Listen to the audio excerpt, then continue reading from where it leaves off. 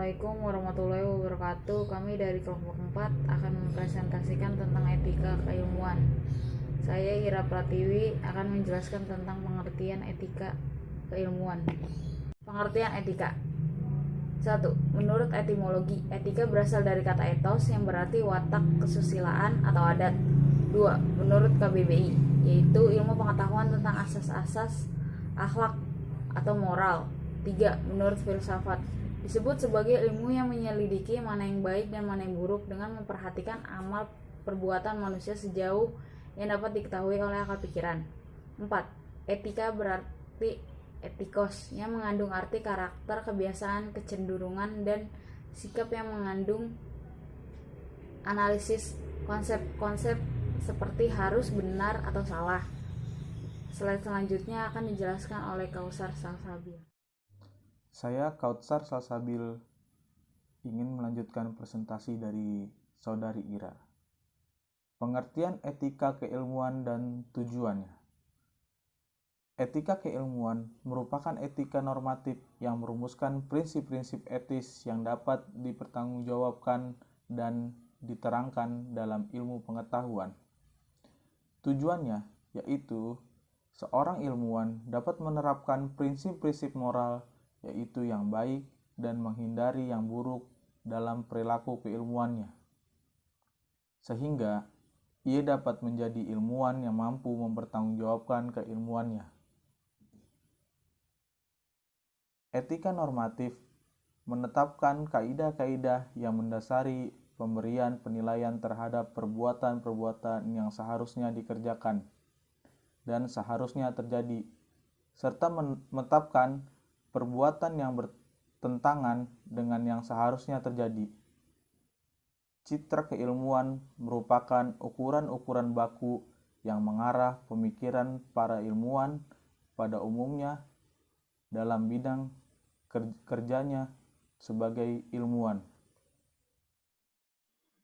Halo, nama saya Chris Meander Servatila Sinaga. Di sini saya akan menjelaskan tentang slide yang selanjutnya, yaitu tanggung jawab ilmuwan. Di sini ada beberapa poin. Yang pertama adalah tanggung jawab sosial. Ilmuwan dengan kemampuan pengetahuan dapat memberikan argumen dan membangun opini masyarakat mengenai masalah kehidupan yang dihadapi. Selanjutnya ada tanggung jawab moral, tanggung jawab yang bersifat objektif, terbuka, menerima kritik, dan menerima pendapat orang lain, serta kukuh dalam pendirian yang dianggap benar dan berani mengakui kesalahan. Selanjutnya ada sikap tanpa pamrih, menunjukkan pada keteguhan batin dan hati yang tanpa tergoda dengan imbalan apapun untuk memperjuangkan kebenaran ilmu secara teori dan praktek. Terakhir ada tanggung jawab profesional, mengandaikan bahwa seorang ilmuwan harus menjadi ahli dan terampil dalam bidangnya, jadi bukan hanya sekedar hobi saja. Selanjutnya ada problem etika keilmuan. Persoalan baru muncul saat menerapkan nilai moral dan konflik yang menimbulkan dilema nurani mana yang baik dan benar, mana yang tidak, dan mana yang layak. Disinilah etika memainkan perannya.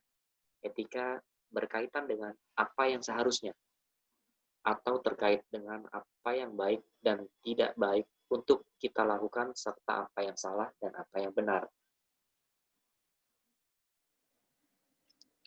Saya Akbar Kamil, saya akan melanjutkan presentasi slide selanjutnya, yaitu teori-teori etika untuk mengatasi konflik batin.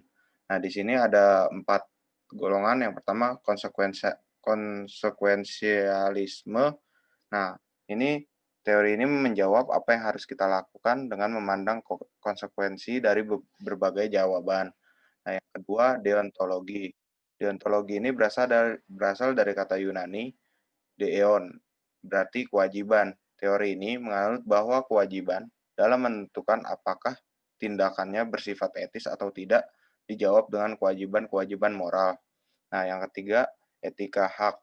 Teori ini memandang dengan menentukan hak dan tuntutan moral yang ada di dalamnya. Selanjutnya, dilema-dilema ini dipecahkan dengan hierarki hak. Nah, yang terakhir, intuisionisme. Nah, teori ini berusaha memecahkan dilema-dilema etis dengan berpijak pada intuisi, yaitu kemungkinan yang dimiliki seseorang untuk mengetahui secara langsung apakah sesuatu baik atau buruk. Slide selanjutnya. Ilmu bebas nilai dan tidak bebas nilai. Ilmu pengetahuan yang dikatakan bebas nilai adalah pada pandangan bahwa ilmu itu berkembang tanpa merujuk pada suatu hukum sistem tertentu. Beda dengan teknologi, karena teknologi lahir atas dasar penciptaan manusia, ia terikat oleh suatu aturan atau sistem, terikat juga dengan selera pasar dan perundang-undangan. Assalamualaikum warahmatullahi wabarakatuh. Saya Sanas Bistiar ingin melanjutkan presentasi dari Akbar Kamil, yaitu tentang sikap ilmiah yang harus dimiliki ilmuwan. Seorang ilmuwan mesti memiliki sikap ilmiah yang mencerminkan dirinya sebagai ilmuwan. Sikap dimaksud bisa berupa rendah diri, tidak sombong atau angkuh, dan selalu menghargai orang lain. Karenanya, seorang yang memiliki ilmu dan sikap yang baik cenderung dikaitkan dengan padi atau kepada seseorang yang memiliki ilmu akan diminta untuk memiliki ilmu padi. Semakin merunduk, semakin berisi. Saya Putra Malik akan melanjutkan presentasi dari Sanas Gustiar. Ya, di sini ada beberapa sikap yang mesti dimiliki seorang ilmuwan, yakni etika, moral, norma, kesusilaan, dan estetika. Sikap-sikap ini akan mencerminkan kepribadian seorang ilmuwan.